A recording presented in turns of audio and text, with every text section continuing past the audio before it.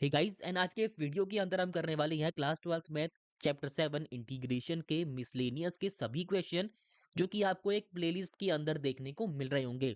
तो शुरुआत करते हैं अपने पहले क्वेश्चन से जो कि आपको बेसिकली आता ही होगा क्योंकि बहुत आसान सा है। तो सवाल कुछ ऐसा है, integration of 1 upon x minus x cube. तो सिंपली हमने किया कुछ नहीं है, पहले तो मैंने इसको इसकी फॉर्म में लिख दिया अच्छे से एंड देन उसके बाद मैंने एक्स कॉमन निकाला है। कॉमन निकालना होप करता हूँ सबको आता होगा। एक्स से एक्स ही कॉमन निकाला तो वन बच गया और एक्स क्यूब से एक्स कॉमन निकाला तो अंदर एक्स स्क्वायर बच गया। ठीक है। एंड यहाँ पे मैंने इसको अच्छे से एक्सप्लेन भी कर दिया कि यहाँ पे कौन सी आइडेंटिटी का यूज हो जाएगा। ठीक है। तो क्या आ रहा है, A square minus B square जो कि होता है A minus B A plus B. And इसमें लगाने के बाद क्या आएगा, वन का square minus X square is equal to one minus X one plus X, जिसे ब्रेक करके हम कुछ इस फॉर्म में लिख पाएंगे। एंड देन मैंने उसे लिख दिया है पार्शियल फॉर्म में, ए अपॉन एक्स फिर b upon one minus x and c upon one plus x. आप चाहे तो वन प्लस एक्स को b के नीचे ले सकते हैं और वन माइनस एक्स को c के नीचे, कुछ फर्क नहीं पड़ता है उससे। अब अब देखो यहां से काम बड़ा आसान है। इधर कुछ नहीं था तो हमने सिंपल वन लिया है, ठीक है, और बाद में अच्छे से एलसीएम लिया। एलसीएम कैसे लेते हैं पता होगा, फिर भी एक बार चलो डिस्कस कर लेते हैं। तो है क्या चीज, ऊपर तो कुछ नहीं है इसमें मैंने वन ले लिया एंड यहाँ पे इन तीन का एलसीएम लेके वापस यही फॉर्म बन जानी है। सवाल निकल के आता है कि ए में क्या मल्टीप्लाई करेंगे, तो हम मल्टीप्लाई कर रहे होंगे इन दोनों को, वन माइनस एक्स और वन प्लस एक्स को। ठीक है। और बी के अंदर मल्टीप्लाई होगी एक्स की और वन प्लस एक्स की, और सी के अंदर मल्टीप्लाई होगी एक्स की और वन माइनस एक्स की। जिसके बाद जिसके बाद हमने सिंपली कुछ नहीं किया, इसे एक इक्वेशन की फॉर्म में अच्छे से लिख दिया है। नीचे का जो एलसीएम था उसे लिखने की जरूरत नहीं है क्योंकि वो कट जाता है। एंड देन वन से कंपेयर कर रहे हैं, ठीक, और इसको मल्टीप्लाई किया अच्छे से और कुछ नहीं किया। तो A minus A X square plus B x square plus C x minus C x square, कैसे आया ये, वन माइनस एक्स और वन प्लस एक्स का मल्टीप्लाई किया तो कितना आता है, वन माइनस एक्स स्क्वायर, और मैंने उसमें ए मल्टीप्लाई कर दिया। उसके बाद बी एक्स और कितना है वन प्लस एक्स के साथ में, तो कितना आ गया b x plus B x square, और c x one minus x तो कितना आ गया सी एक्स माइनस सी एक्स स्क्वायर। सिंपल।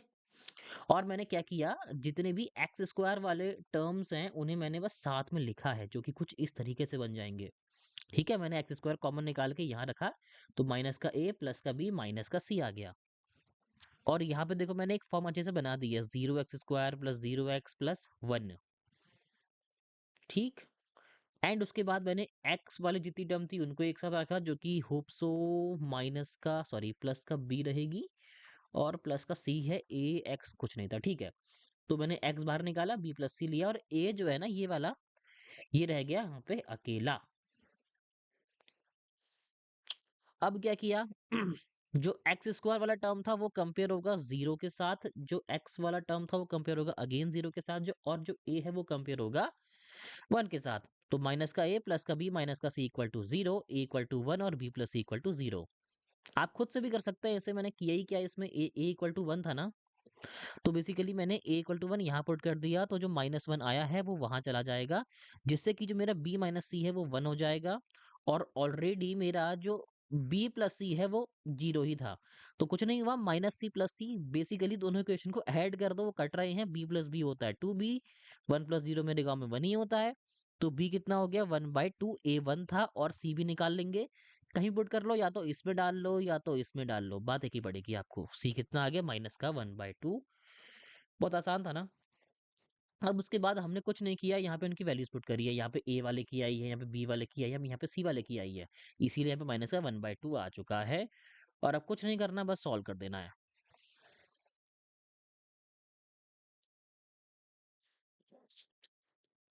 अब देखो होगा क्या, dx अपॉन वहां पे सिर्फ x था तो कितना आ गया log x आ गया। और उसके बाद देखो यहाँ माइनस साइन क्यों आया, ये यहाँ पे गौर करने वाली बात है। तो वो था क्या, असल में b upon one minus x था ना। ठीक। तो वन माइनस एक्स को अपन टी मानेंगे लॉग में कन्वर्ट करने से पहले, जो कि आएगा माइनस का d x equal to d t. तो इसीलिए जो dx था ना, जो dx था उसकी जगह मैंने माइनस का dt रखा एंड ये जो माइनस साइन है ये वहीं से आया है। नहीं आया क्या? देख लो एक बार, जूम कर देता हूँ। देखो, ये टर्म दिख रही है ना? क्या करेंगे हम लोग? 1/2 लॉग और 1 - x करके लिख देते हैं। पर साइन का क्या? ठीक है, 1 - x को हम डायरेक्टली लॉग की फॉर्म में नहीं लिख सकते हैं, इसे एक सिंगल टर्म करना पड़ेगा। इसीलिए मैंने 1 - x को t माना, फिर उसका डिफरेंशिएट किया, जो कि आएगा माइनस का dx इक्वल टू dt। तो बस वही कर दिया।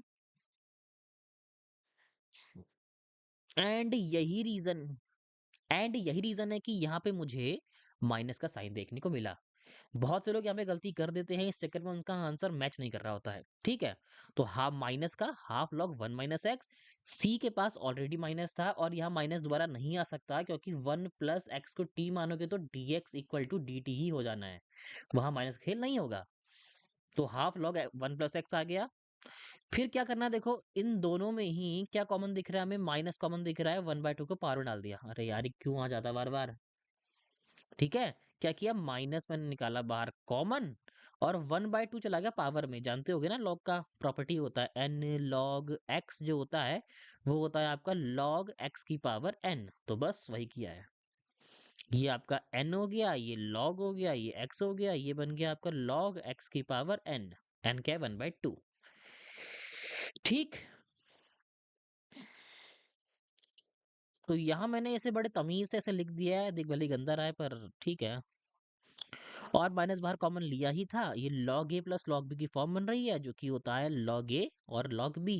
Sorry, log a plus log b की फॉर्म बन रही है, जो कि होता है log ab। ठीक, मैंने प्रॉपर्टी मेंशन नहीं करी ना।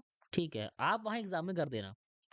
तो क्या होगा, ये log a minus log b बन गया, जो कि होता है हमारे गांव में log a बाय b। ये b हो गया पूरा का टर्म, ये पूरा का पूरा टर्म a हो गया, तो x अपॉन ये पूरा आ गया। देखो होगा क्या ना, इन सभी की पावर क्या है? हाफ है। ठीक है, तो अगर मुझे x को साथ में लिखना है तो इसको अंदर जाके ना ये एक्स स्क्वायर बन जाएगा, क्योंकि देखो मैंने कैसे लिखा है यहाँ पे, x square upon 1 - x 1 + x की होल पावर हाफ। अब मुझे स्पेसिफिकली अगर एक्स को, सॉरी एक्स स्क्वायर को बाहर निकालना है, ऊपर रूट भी चल रहा है। ठीक है ना, हाफ का मतलब क्या होता है, इसके ऊपर सिंपल रूट है। तो अगर एक्स स्क्वायर को बाहर निकालूंगा तो तो वापिस से एक्स ही बन जाएगा, तो इसीलिए मैंने इसे अंदर डालने के लिए एक्स स्क्वायर लिखा। होप करता हूं कि आपको इतना आ गया होगा।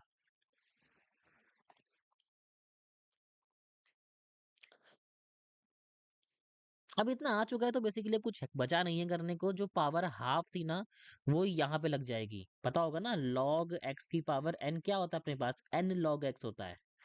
तो n log पूरा का पूरा फंक्शन, और लास्ट में डाल दिया प्लस का c। होप करता हूँ आपको आ गया होगा क्वेश्चन। अगर नहीं आया तो नीचे कमेंट कर देना, मैं आपको वहीं पे अच्छे से एक्सप्लेन कर दूंगा। ठीक है।